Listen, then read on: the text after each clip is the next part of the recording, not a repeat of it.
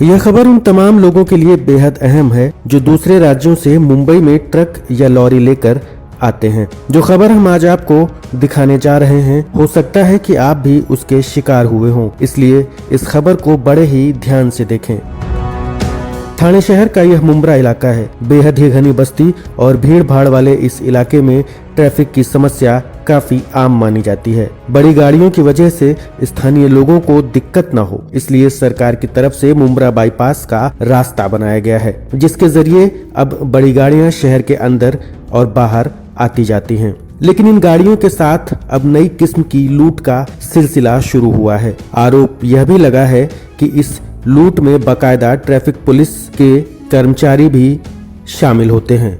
यह सुनने में अटपटा जरूर लगेगा, लेकिन तस्वीरें देखकर आपको यकीन हो जाएगा कि किस तरह से ट्रैफिक पुलिस की मौजूदगी में दूसरे राज्यों से आने वाले ट्रक ड्राइवरों के साथ में जबरन लूट का यह गोरखधंधा शुरू है।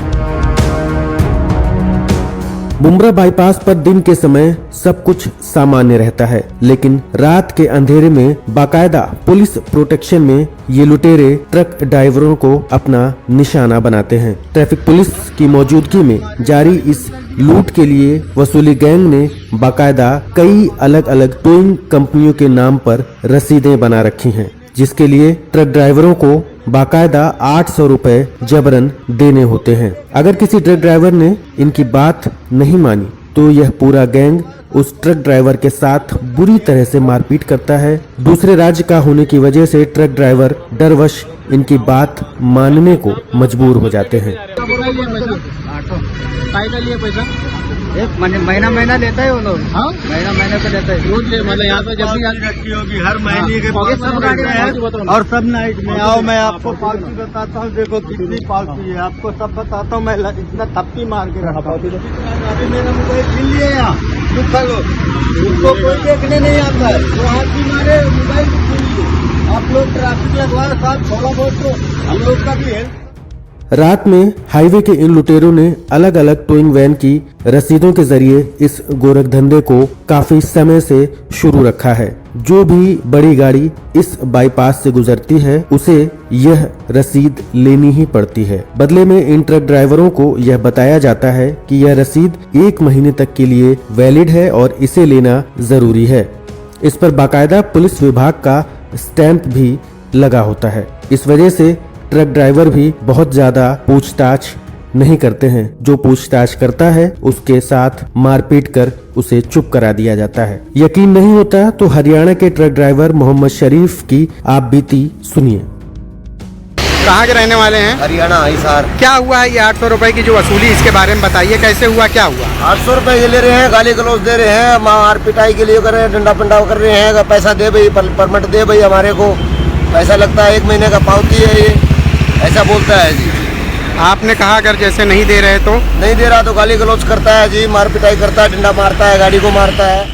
मोहम्मद शरीफ बताते हैं कि ये वसूली गैंग जबरदस्ती 800 रुपए की रसीद देता है। इस गोरख धंधे में वसूली गैंग के साथ ट्रैफिक पुलिस के लोग भी मिले होते हैं। यह शिकायत किसी एक ट्रक ड्राइवर की नहीं, बल्कि इस हाईवे पर रात के समय में कई ट्रक ड्राइवर आपको मिल जाएंगे जो इसी तरह की शिकायतें रखते हैं। 800 रुपया कई के लिए पता नहीं सर, क्रेन का बोलते हैं, 1 महीने चलेगा। अच्छा, और ये अपना क्रेन लगाए थे तुमको?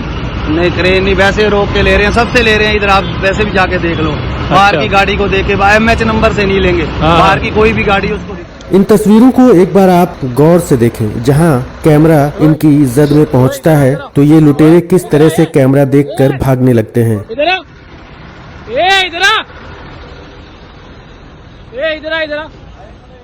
इनको बार बार बुलाने पर भी ये वापस नहीं लौटते हैं और कैमरे से बहुत दूर चले जाते हैं।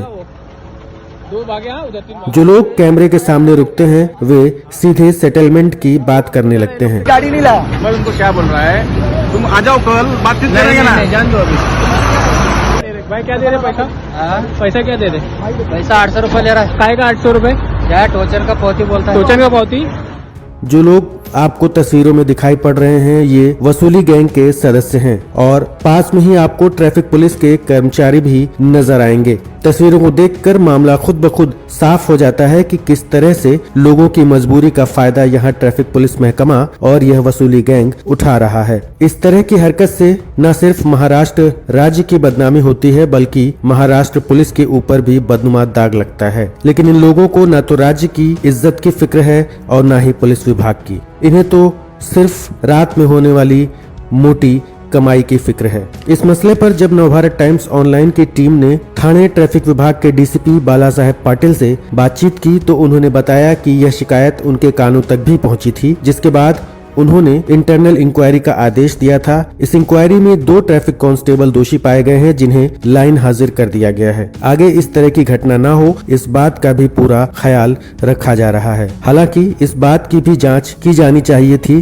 कि क्या इस पूरे गोरख धंधे में कांस्टेबल से ऊपर रैंक के कर्मचारी और अधिकारी भी शामिल थे या नहीं और यह गोरख धंधा कब से चल रहा था। फिलहाल यह तो पुलिस महकमे की बात थी, लेकिन उम्मीद है कि इस खबर के दिखाए जाने के बाद से वसूली गैंग के लोग दोबारा पुलिस से सांठ-गांठ कर इस तरह की हरकतों को अंजाम नहीं दे पाएंगे। उधर भागा वो 2 भागे, उधर 3 भागे।